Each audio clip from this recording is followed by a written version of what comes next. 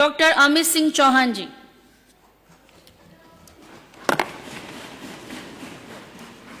शाखा महोदय, माननीय वित्त मंत्री आदरणीय श्री सुरेश खन्ना जी द्वारा प्रस्तुत बजट के समर्थन पर अपनी बात रखने का अवसर दिया, इसके लिए आपका हृदय से आभार व्यक्त करता हूं। विश्व के लोकप्रिय नेता, भारत के यशस्वी प्रधानमंत्री आदरणीय नरेंद्र मोदी जी और उत्तर प्रदेश को विकास के पथ पर अग्रसर करने वाले प्रदेश के कर्मठ मुख्यमंत्री आदरणीय श्री योगी आदित्यनाथ जी के कुशल नेतृत्व में ऐतिहासिक कुंभ की सफलता के लिए तो उनको धन्यवाद देता हूं। दिल्ली विधानसभा चुनाव और मेरे जनपद अयोध्या के मिल्कीपुर विधानसभा उपचुनाव के ऐतिहासिक जीत के लिए भी बहुत बधाई और शुभकामनाएं देता हूं। मान्यवर, इस बार का बजट प्रदेश का सबसे बड़ा बजट है। इस बार का बजट 8,08,736 करोड़ 6 लाख रुपए का है, जो पिछले साल के बजट से अधिक है। इस बजट में सभी वर्गों का विशेष ध्यान रखा गया है। माननीय मुख्यमंत्री जी के नेतृत्व में अयोध्या में करीब 30,000 करोड़ की लागत से 178 परियोजनाओं पे काम चल रहा है। अयोध्या को वर्ल्ड क्लास सोलर सिटी बनाने का काम चल रहा है। अयोध्या में सुगम आवागमन के लिए रामपथ, भक्तिपथ, धर्मपथ का निर्माण हुआ। साथ ही multi level parking, smart vehicle parking, overbridge का निर्माण, परिक्रमा मार्ग में पड़ने वाले कुंडों और स्थलों का विकास कार्य कराया जा रहा है।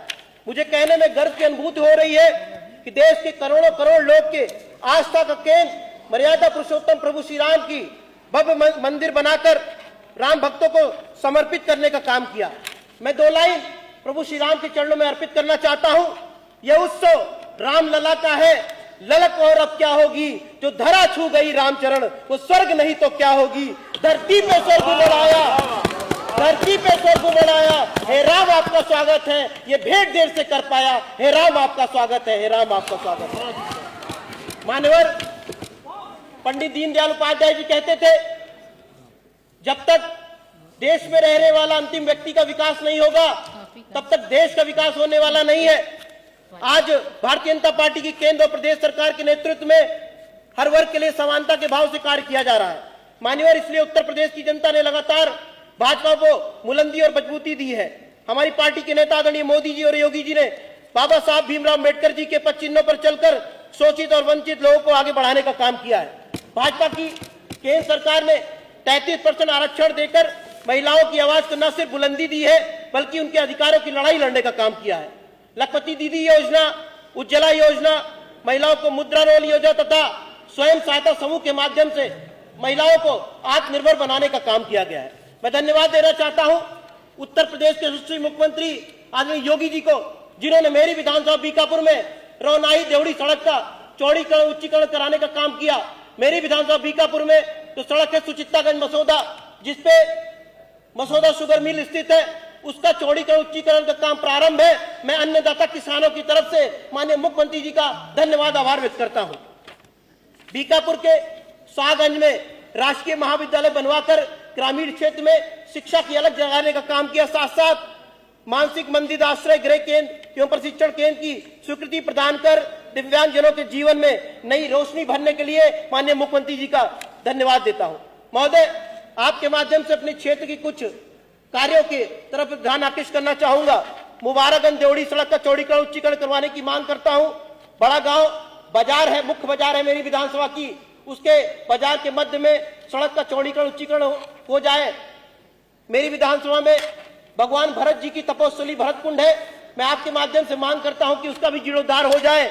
बीकापुर में एक मिनी स्टेडियम का निर्माण कराया जाए, बीकापुर में पॉलिटेक्निक कॉलेज का निर्माण कराया जाए।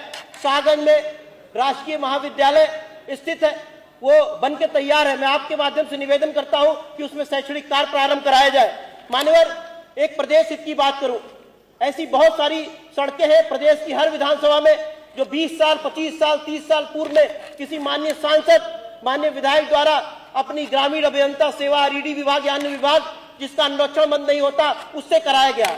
आज की डेट में वो सड़कें जर्जर है। मैं आपके माध्यम से सादर निवेदन करता हूं कि ऐसी सड़कों को चिन्हीकरण करके उनको तत्काल पीडब्ल्यूडी विभाग में स्थानांतरण कराया जाए ताकि उस सड़कों भी कायाकल्प हो जाए।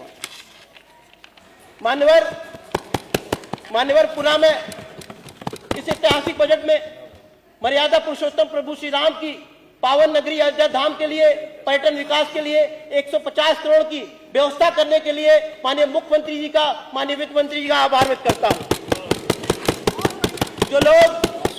जो लोग सनातन धर्म, महाकुंभ, राम मंदिर पे प्रश्न उठाते हैं, उनके लिए कुछ लाइन कह के अपनी बात समाप्त करूंगा। मान्यवर, श्री राम लला के आंगन का न्योता ठुकराने वालों, कार सेवकों पर लाठी गोली चलवाने वालों, जगत नियंता के होने पर प्रश्न उठाने वालों, कोठारी कुल के आंगन के 2 दीप बुझाने वालों, बाबर की बर्बरता का इतिहास बताने वालों, सनातनी संस्कारों का इतिहास जलाने वाले, सुन लो, सिंघल जी, अवैधनाथ जी के सपनों का सम्मान यही होगा, रितंबरा जी के ओजस्वी अभिमान यही होगा, शस्त्र शास्त्रों का संधान यही होगा।